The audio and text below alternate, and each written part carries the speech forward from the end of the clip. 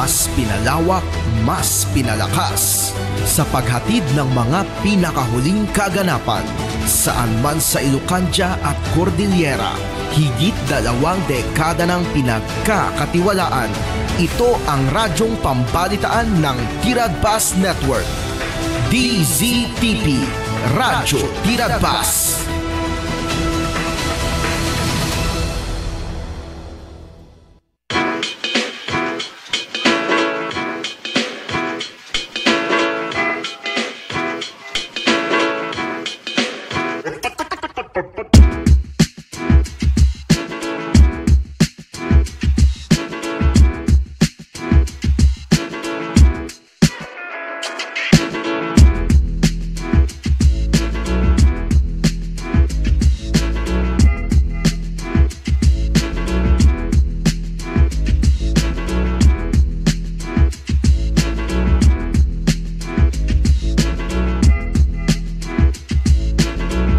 Guys, balita ko, ang laki daw ng premium cut medium rare na handog sa atin ng Damit House.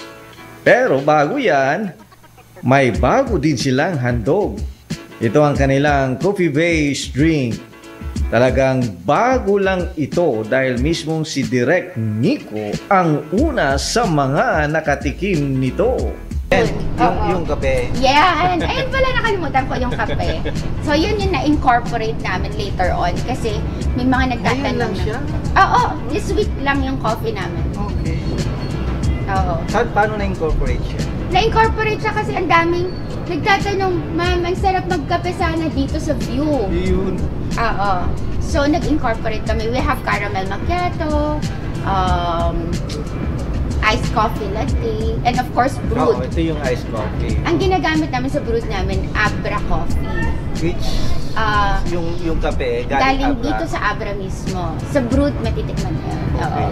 Parang blend of, I'm sorry, hindi ako expert sa coffee, pero I guess that's a blend of Arabica and Robusta. Yun. Saan ang bayan yun?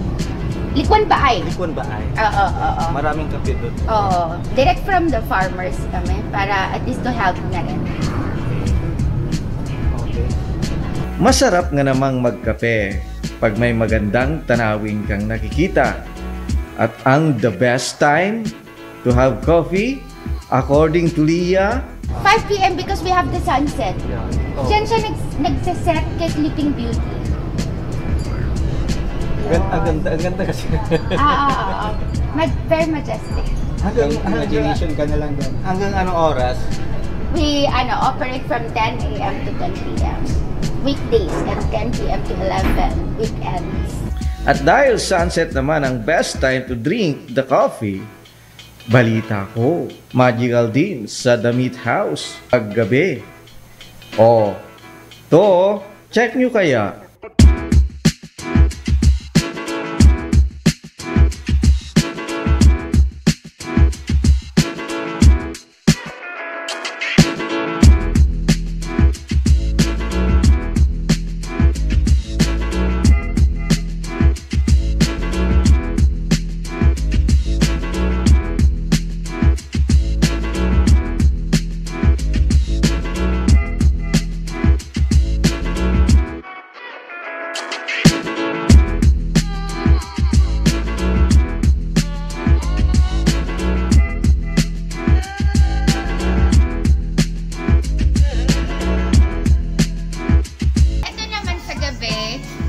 We have soft lighting na combined with the greenery para maka-create ng calm and na ambiance.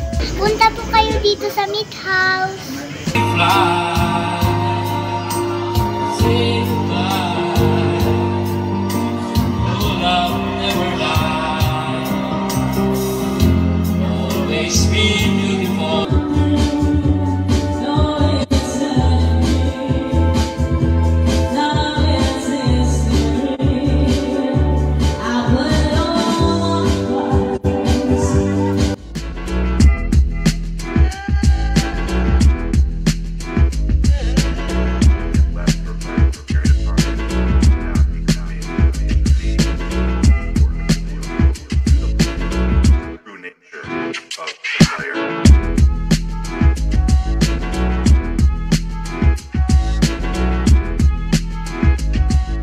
Napakaganda nga naman ng soft light ambience, Lia.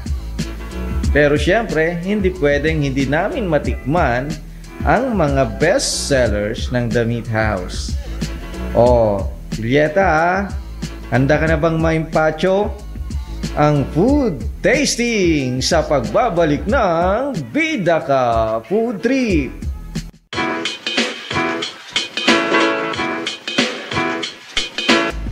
Sa Bida Ka Ilocano, pwede na ninyong mapanood ang ating mga nagdaang episode dito sa Facebook page. Punta lang kayo dito sa Bida Ka Ilocano, search nyo yan at makikita na ninyo ang mga nagdaan naming mga episode, yung mga kakaibang kwento, magagandang kwento, minsan nakaka-relate sa atin, o kung minsan ini-idolo natin, o kaya yung mga kinakain natin na parang bago o kaya dati na sa atin. Nandito lahat yan sa Bida Ka Ilocano Facebook page. So tara na, search na yan at i-like na. Ti tsunami ket saan anormal a panagdakkel ti daluyon iti kabay-bayan. Gapo iti napigsa agen ginet iti ansad iti baybay. Dagiti daluyon ket mabalin ang natupay ng iti lima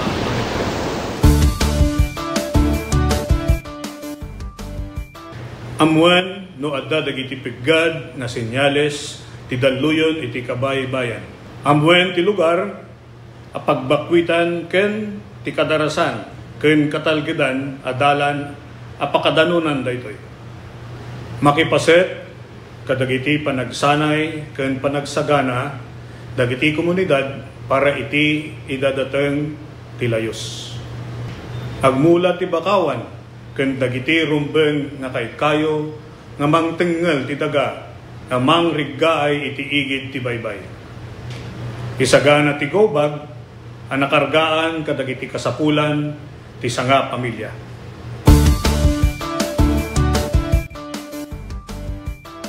Marikna tinapigsa agen gened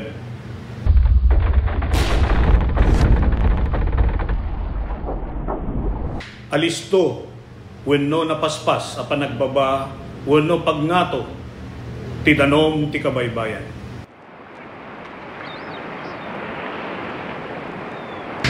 Naariwawa wenno dumana rudor nga uni akasla sumangbay ti tsunami.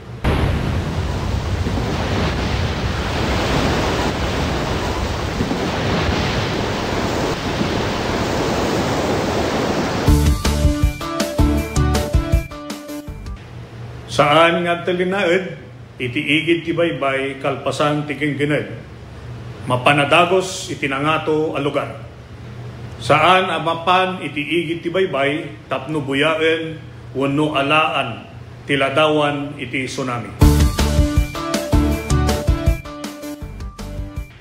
Panawan ti nagbakwitan no natalgeden iti lugar babaen ti pakaammo dagiti otoridad. Umadayo iti kabaybayan aging gana awan iti pakaammo manipod kadagiti maseknan ang natalgeden ti sitwasyon. Amwen no adda mapukpukaw a kabagyan ammo wenno kabarangayan ken i-report adagos kadagiti otoridad. Ipan iti kasikgan nga ospital dagiti nasugatan ken dagiti adda rekreknaan na.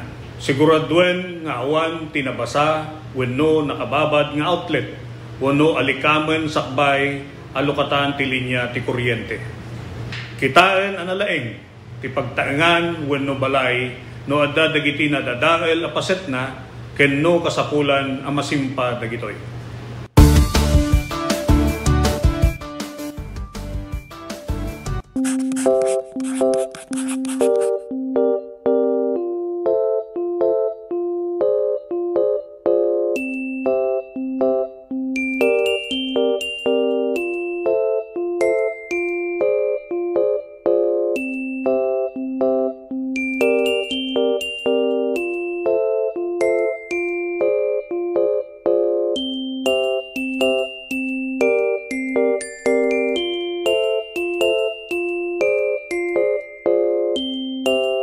maragsakan na datoy tata, makakadwak dagitoy ang tutubo na datoy tata. So, doon nga grupo ti datoy tata, one are the scholarship grantees of the CHED's Smart Scholarship Program. Kat, I think there are 95 grantees. Isu dati makaalati 25,000. And that's a new scholarship program nga new program nga naramid ti Congress. So, and the second group nga dati tata are of course our government internship program. Isu dati napili nga for the GIP program. I think they're here for a total of 66 days lang ang trabaho. So in total 26,400 ti maala ti may nga GIP for that 3-month period nga naala da dati GIP program.